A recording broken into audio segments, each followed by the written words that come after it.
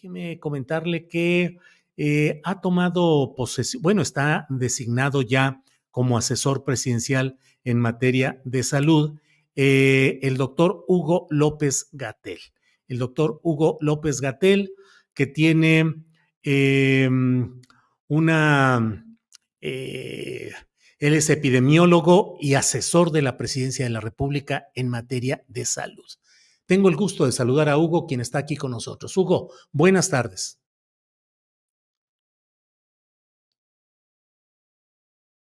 Hugo, buenas tardes. A ver. Sí, ya, Hugo. Hugo, ya estamos. ¿Cómo estás? Buenas tardes. Bien, Julio, muchas gracias. Muy buenas tardes.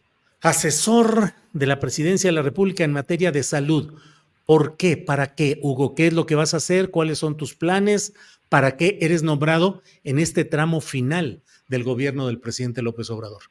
Sí, la pregunta es muy útil, te la agradezco porque nos ayuda a poner en perspectiva cuál es la encomienda y cuáles son los propósitos de ella.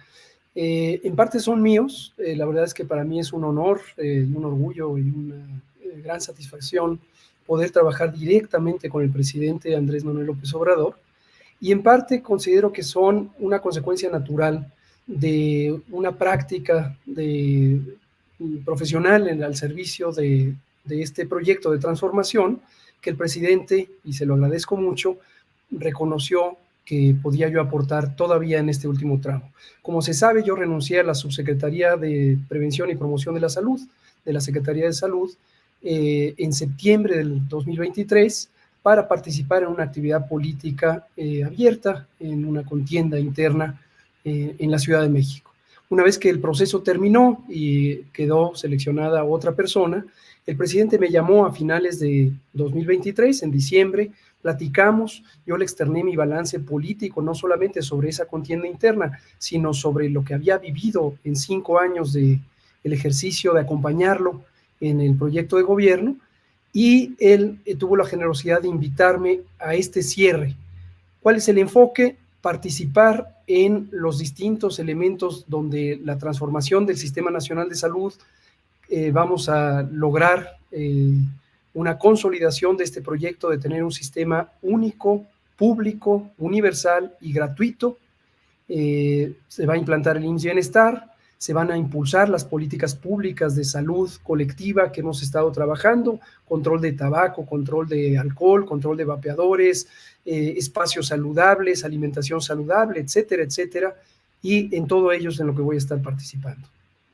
Hugo, ¿todavía hay algo relevante, trascendente que armar, que apoyar, que asesorar en estos pocos meses que quedan del gobierno del presidente López Obrador? Hay mucho, porque aunque tenemos una gran satisfacción de lo logrado, falta una proporción importante del trabajo para lograr finalmente esta materialización de un sistema único, universal, gratuito, de atención integral y de atención de calidad.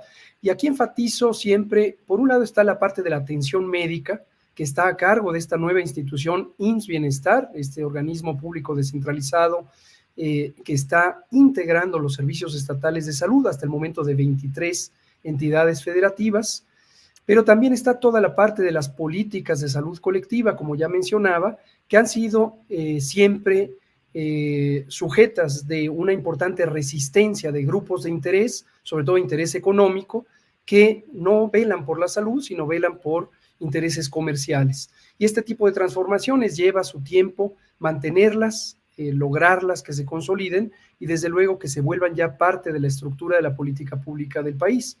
Pero por otro lado, esto es el cierre, esto es el terminar exitosamente con el proyecto hasta donde se puede en este gobierno.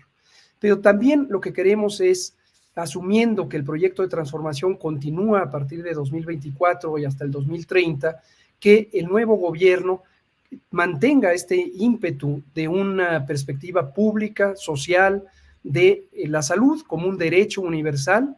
Es por eso que el presidente, una de las 20 reformas constitucionales que mandó al Congreso de propuestas, incluye el aspecto de salud, porque todavía se necesita consagrar formalmente en la Constitución el derecho a la salud como una responsabilidad del Estado, pero después también lograr la materialidad en todos los aspectos institucionales y sociales que lo hagan vigente de una manera permanente. Entonces, en la medida en que cerremos bien, se abrirá con una buena energía y una claridad de visión para el nuevo gobierno. Hugo, aspiraste a un cargo de elección popular, es decir, aspiraste a ser candidato a la jefatura de gobierno. Yo supuse, creo que lo hablamos incluso en alguna entrevista, dije, pues yo creo que de aquí, si no quedas como candidato a la jefatura de gobierno, quedarás seguramente a otro cargo legislativo. Yo me imaginaba que ibas a ser diputado federal o senador y que ibas a presidir una comisión de salud. ¿Por qué no hubo una oportunidad electoral para ti?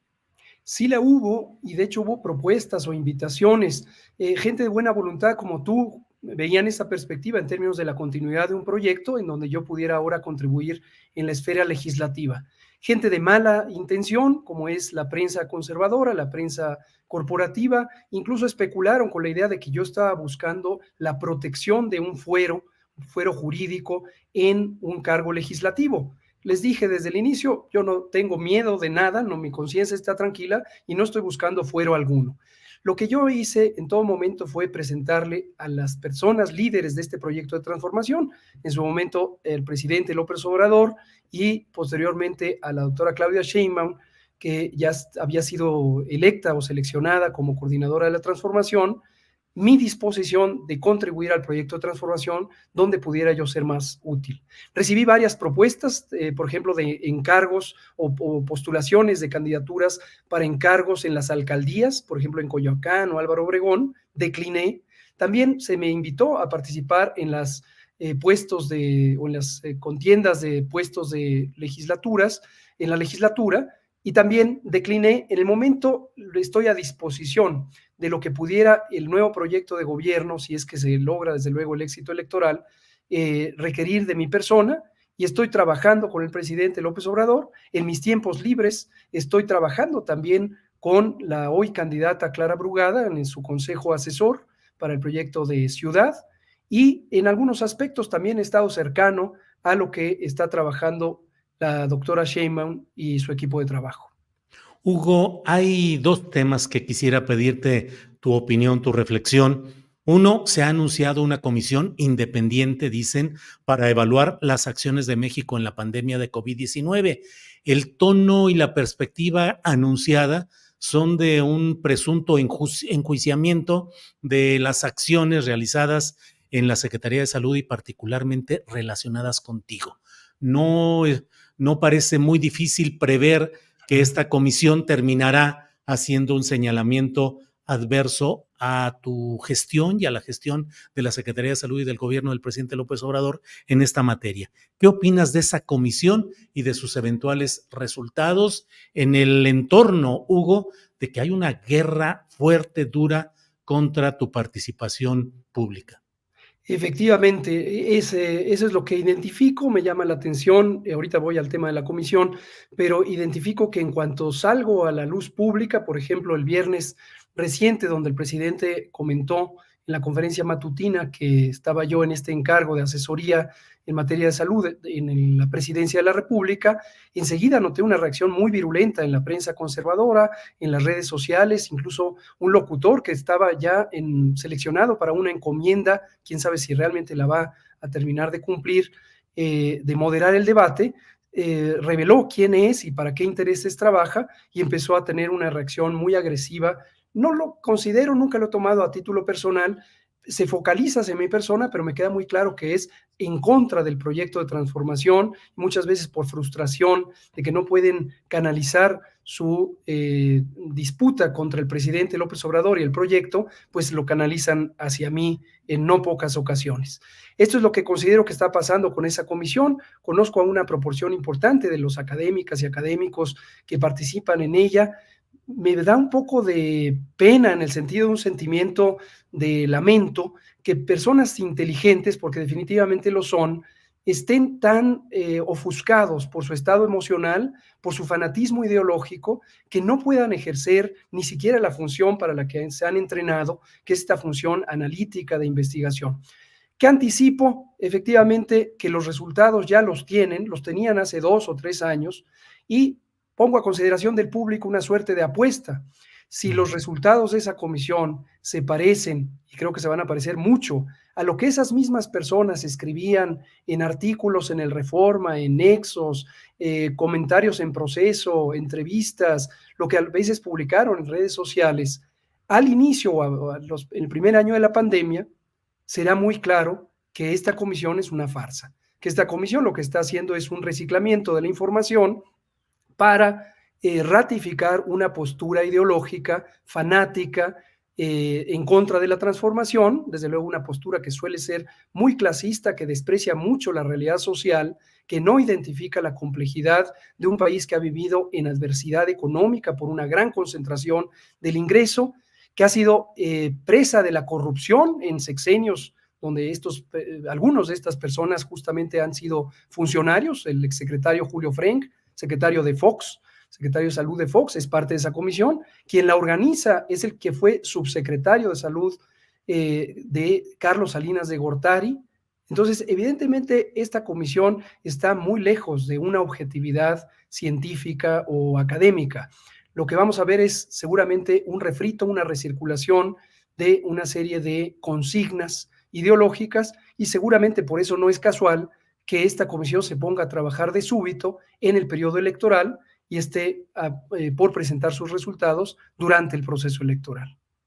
Hugo, lamento compartir esta imagen de este texto que publicó López San Martín, Manuel López San Martín, que dice: vuelve Hugo López-Gatell, el presidente lo recoge de la basura y lo contrata, luego de que Morena no le dio candidatura. Es un apestado, nadie lo quiere cerca.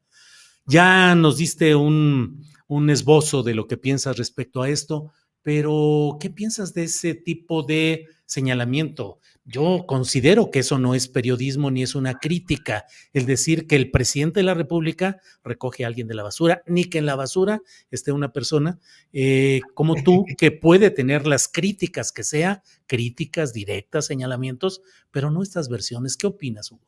Opino dos cosas principales. Una, lo que queda claro es la visión de estas personas, como decía ya, el desprecio a lo social, el desprecio a lo público, el desprecio a las personas pobres, a los obreros, a los campesinos, a las mujeres amas de casa, a quienes tienen un empleo informal, comerciantes ambulantes, etcétera. Porque ese es donde yo estoy. Esas son las personas, y a ti te consta y les consta a todos los que me vieron recorrer las calles de la Ciudad de México, con quienes hice el proceso proselitista a finales del año pasado. Esas son las personas para quienes trabajamos, como dice el lema de este proceso: primero los pobres. Entonces, eso es lo primero que revela. Estas personas, desde luego no hablan a nombre propio, ahorita lo comentaré, pero revelan sus fobias ideológicas y su desprecio por el pueblo de México. ¿Dónde estoy yo? Con el pueblo de México. Si eso le consideran estar en la basura, pues eso es justamente la apreciación que tienen del pueblo de México. Ahora, lo otro es, este muchacho, San Martín, y otros 3 o 4, todo el mundo los conoce en el medio del periodismo, estoy seguro que tú también, son los alumnos de Raimundo Riva Palacio, quien fue director de comunicación social de Carlos Salinas de Gortari.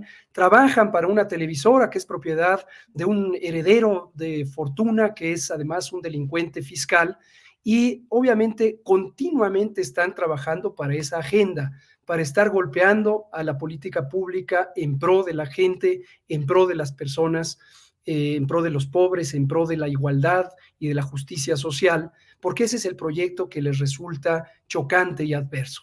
Este muchacho también se hizo famoso durante la pandemia porque fue uno de los que salió en esa emblemática foto en donde el dueño de TV Azteca había convocado a desafiar las medidas de control sanitario de COVID-19 y se habían retratado después de una fiesta, o entiendo que fue una francachela, en las escaleras de un sitio lujoso, rodeando a este millonario que le debe al fisco 65,000 millones de pesos, para celebrar que estaban reunidos y que no les importaba el control de la epidemia. Es interesante que hoy, y no solamente hoy, sino a lo largo de la pandemia, estuvieron desgarrándose las vestiduras diciendo que la autoridad sanitaria, incluidos los funcionarios que en su momento trabajamos en la Secretaría de Salud, como es mi caso, no habíamos hecho lo suficiente para evitar las muertes, cuando ellos activamente desafiaron a las medidas de control sanitario que usamos, que son análogas a las que se usaron en todo el mundo.